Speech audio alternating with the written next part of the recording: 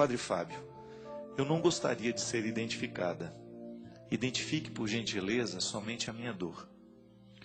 Moro no interior de São Paulo, sou jornalista, especialista em comunicação e comecei a ter uma vida na igreja há mais ou menos 2 anos atrás, época em que conheci o seu trabalho.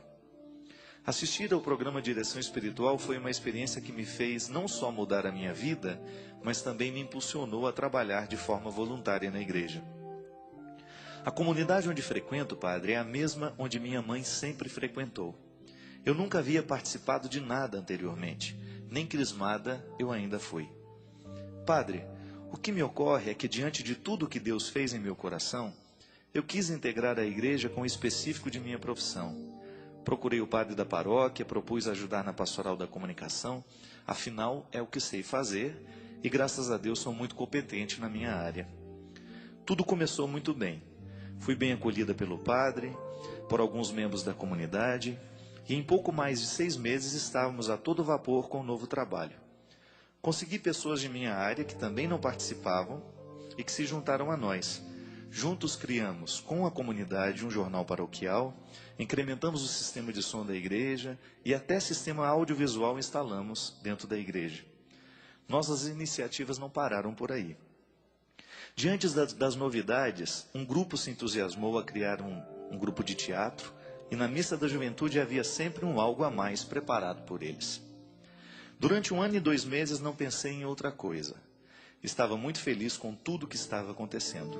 Poder levar minha competência para o serviço de Deus estava me realizando profundamente. Tudo estava indo muito bem, até o dia em que o padre me chamou e disse que eu deveria deixar a pastoral. Disse que havia recebido muitas reclamações, porque eu havia provocado muitos ciúmes em pessoas que estavam há mais tempo com ele na igreja. Padre, eu não podia acreditar no que eu ouvia. Pedi a ele que me explicasse um pouco mais o que ele me falava, e foi então que ele me apresentou uma infinidade de e-mails anônimos que diziam coisas terríveis sobre mim. Acusações, mentiras, absurdos sobre minha conduta. Padre Fábio, confesso que não sou santa. Luto para ser, mas ainda não sou. Mas posso jurar por tudo que é mais sagrado nessa vida, que nada do que aqueles e-mails diziam era verdade. Estou desolada, padre. Estou me sentindo traída. Eu que sempre trabalhei em meios competitivos, onde a regra é vencer o adversário, confesso que ainda não havia experimentado tanta maldade como enfrentei nesta situação. A igreja, que foi o lugar em que pensei que me completaria, foi justamente o lugar da minha maior decepção, minha maior ferida. Desculpe-me, Padre Fábio, mas eu precisava lhe contar isso. Você foi o responsável pela minha conversão e, motivada por suas palavras, eu quis dar o meu melhor. Não se preocupe, eu não desisti de Jesus, mas da igreja eu estou me retirando. Quem sabe um dia eu descubra um lugar onde eu possa ajudar, um lugar onde as pessoas estejam verdadeiramente motivadas pelo Espírito de Jesus. Continuo por aqui, ouvindo o que o Senhor tem a me dizer. Estava na Bienal para que você autografasse o seu novo livro, Mulheres de Aço e de Flores. Ele está sendo um bálsamo para o meu coração. Com ele rio, com ele choro. Sua literatura é boa demais para ser lida de qualquer jeito. Sua diferença me encanta. Tenho medo que o Senhor também não sobreviva na igreja. Cuidado. Há alguns cristãos que são mais perigosos que muitos ateus. Experimentei isso na minha carne e não quero que o Senhor experimente também. Com carinho, sua filha.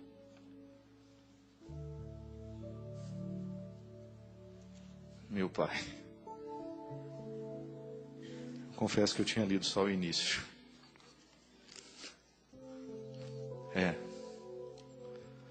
Eu não posso dizer o nome, né? Eu vou responder depois o e-mail.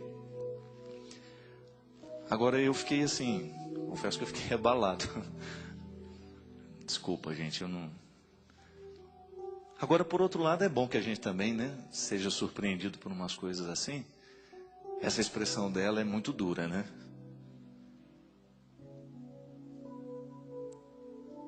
Há cristãos que são piores, mais perigosos do que muitos ateus. Minha gente, uma das coisas mais difíceis que eu encaro dentro do contexto religioso é quando a gente faz da religião um escudo para a gente se proteger e também um escudo para a gente agredir. Essa menina foi vítima de fofoca, né? Não tem outro nome, né? Essa menina foi vítima de inveja. Essa menina foi vítima de pessoas que articularam contra ela porque não suportaram que uma outra pessoa pudesse estar fazendo algum trabalho bom ali dentro. Que alguma pessoa pudesse, de repente, realizar uma obra. Isso não é novidade, né? A gente sabe que isso acontece o tempo todo. E é lamentável que isso aconteça e que, de repente, a gente se acostume com isso. A gente não pode continuar acostumando com isso. Eu confesso que, como padre, às vezes eu vi, sobretudo no meu tempo de estudante, que foi uma época em que eu tive oportunidade de estar muito nos meios pastorais, hoje nem tanto, porque minha missão ficou muito diferente. Mas como nós esbarramos nesse espírito mesquinho, né? Como nós esbarramos em pessoas que se dizem de Deus, mas que são capazes de algumas coisas, de algumas atitudes que definitivamente não são cristãs. Engraçado, ela falou ali, ela me fez pensar muito, porque você sabe, quanto maior é a vida pública de um homem, maior é o número de pessoas que amam, maior é o número de pessoas que odeiam. Engraçado, por exemplo, eu sou padre, eu tenho aí uns 6 anos que eu estou mais na mídia, que eu apareço mais, então eu multipliquei o número de pessoas que me amam e eu multipliquei também o número de pessoas que me detestam. Mas engraçado, essa menina me fez pensar numa coisa que eu nunca tinha identificado isso. Os e-mails mais grosseiros, os e-mails que às vezes atentam contra o meu sacerdócio. Às vezes, gente, eu recebo e-mails de pessoas que colocam em questão o meu sacerdócio. Imagina isso. Eu sou ordenado pela igreja, pela mesma igreja que ele professa, né? Na mesma igreja em que ele professa a religião dele. Às vezes os e-mails atentam contra a minha integridade, atentam contra a minha pessoa, atentam contra a minha obra. E todas elas em nome de Deus. Eu nunca recebi uma afronta de um ateu, é verdade. Nunca recebi. Todos os discursos grosseiros que chegaram até mim através de e-mails anônimos ou e-mails assinados, são pessoas que se colocam no muro e que se sentem melhores do que a gente. Em nome de Deus, é por isso que se mata. E é por isso que o problema religioso no mundo hoje, o problema das guerras, é um problema religioso. Por isso que hoje o grande problema do mundo, ele passa pela compreensão que nós temos de Deus. Veja bem você que o Oriente vive disso. E o Oriente acaba sendo um perigo para o resto do mundo por causa da forma como eles compreendem o sagrado. Agora eu fico pensando, será que a minha inveja, o sentimento mais mesquinho que nós podemos ter na vida é inveja? Não há nada mais destruidor, minha gente, dentro da gente do que quando você inveja o outro. Quando você quer ser o outro. Quem inveja é isso. Você não suporta o sucesso do outro. Você não suporta a capacidade do outro. Aí você faz de tudo para destruir o outro, porque você tem essa ilusão que destruindo o outro, você resolve a sua inferioridade. Só que isso resolve até o momento que você encontra um outro que é melhor que você. Resolve até o momento em que você descobre que tem uma outra pessoa que tem uma competência melhor do que a sua. Aí você vai para destruir o outro também. Está vendo como a inveja é diabólica? Nós que trabalhamos na igreja, por exemplo, quando eu vejo um padre competente, qual que é o primeiro sentimento que me vem? A gente precisa ser honesto. Pode ser que o primeiro sentimento que nos ocorra é de inveja. Eu queria ser como aquele padre é, só que eu não tenho as mesmas competências que ele. Aí eu falo mal dele. Aí eu falo que ele não presta, que esse jeito não está certo, que ele é isso, que ele é aquilo. Enfim, eu começo a elencar uma série de coisas que eu preciso justificar a minha inveja. Então eu começo a criar um grupo também para ser contra ele. Quantas vezes na vida nós já descobrimos, já vivemos isso? Quantos amigos meus padres que eu já vi massacrados dentro das suas congregações por causa da inveja dos outros? Quantas pessoas não conseguiram sobreviver porque foram vítimas de calúnias, foram vítimas de inveja. E às vezes, gente, o sentimento que cria na pessoa é de tanta solidão que ela cai na vida mesmo. O padre precisa ter amigos, não pode, senão ele não dá conta de viver. Ah, mas ele tem defeito, mas todo mundo tem. E muitas vezes não é o outro que tem que mudar, não. Sou eu que tenho que articular melhor o meu jeito de ser gente, porque senão eu vou começar a criar histórias e histórias e histórias dos outros, sem ter um mínimo de fundamentação. Isso é pecado, isso é grave. Agora imagina, uma comunidade se junta, de repente nós temos ali uma jornalista qualificada, uma pessoa para dar qualidade à nossa pastoral da comunicação, que é uma das maiores fragilidades da igreja. Nós precisamos de comunicação. Nós precisamos de uma comunicação bem feita, nós precisamos de uma liturgia bem celebrada. E de repente, quando tem alguém dentro da comunidade que tem uma capacidade um pouquinho melhor do que a nossa, a gente se fecha e a gente começa a criar intriga, pelo amor de Deus. Onde é que está o espírito cristão? Se a gente se sente motivado a destruir o outro, porque a gente não suporta que o outro seja melhor do que nós, pelo amor de Deus, isso é diabólico. E nós fazemos isso em nome de Deus, e nós fazemos isso com cara de santo ainda, e nós assinamos esses e-mails ainda com fique em paz, não, pelo amor de Deus, chega dessa hipocrisia. Nós não temos o direito de fazer das nossas infelicidades, das nossas frustrações, as nossas armas para destruir as pessoas que não são como nós. Porque o que tem de gente competente aí, dando a vida pelo Evangelho, o que tem de padre, gente, hoje, lá no interior do Mato Grosso, lá no interior do Maranhão, saindo, viajando distâncias imensas para ir celebrar uma missa para uma comunidade que às vezes tem 5, 6 pessoas. Eu tenho que me alegrar com isso, por saber que existem padres muito mais competentes do que eu, com um espírito missionário muito maior que o meu, que minha vida é fácil demais perto da deles, que lá no interior, hoje, neste momento, quantos padres estão assistindo esse programa? Graças a Deus, eu sei que eu tenho a participação de muitos padres, eu sei, meu irmão, o quanto que você sofre na sua pele muitas vezes, quanto você muitas vezes é vítima de inveja, de pessoas que não aceitam que você seja capaz disso, disso ou daquilo. Mas sei que também que eu, que você, muitas vezes apontamos armas na direção dessas pessoas também. Minha gente, se tem uma coisa que eu tenho pedido a Deus, é que Ele me dê um espírito de mansidão.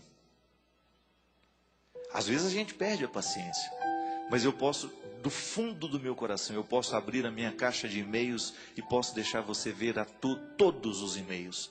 Eu não tenho lembrança de, em algum momento da minha vida, ter perdido o meu tempo para escrever um e-mail para atacar alguém, para falar mal de alguém. Sabe por quê?